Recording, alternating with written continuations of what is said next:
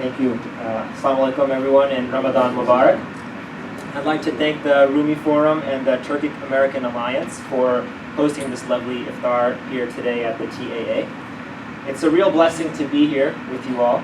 Ramadan, as Brother Mustafa mentioned, is a time for reflection, for spiritual rejuvenation, for empathy and compassion, for charity and for unity.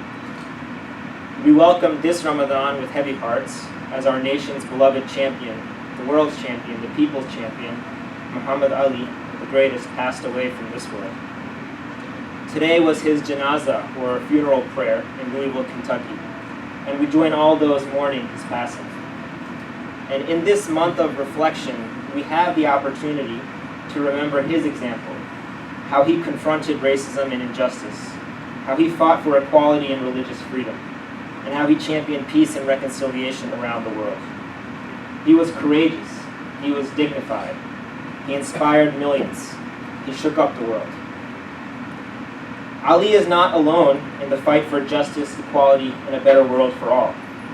At home and abroad, brave individuals and civil society organizations engaged in this important work through advocacy, education, peaceful protest, humanitarian services, dialogue, charity, political, and civic engagement.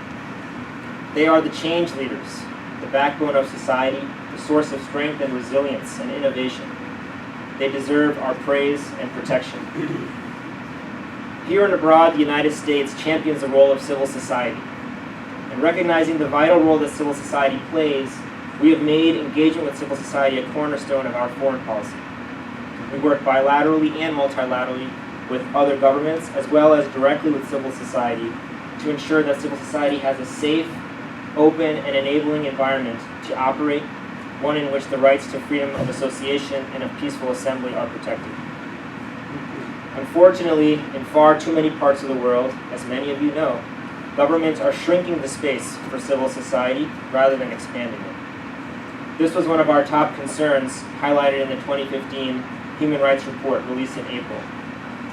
And crackdowns on civil society often happen under the guise of fighting terrorism or countering extremism.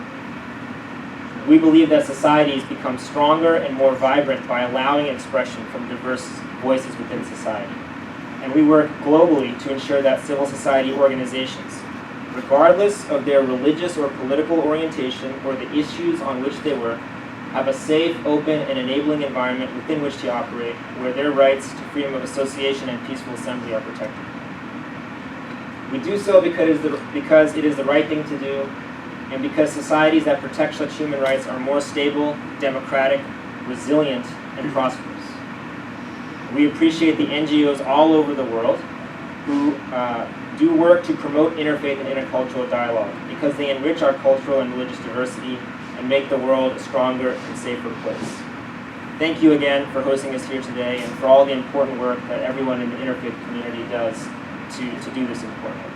Thank you.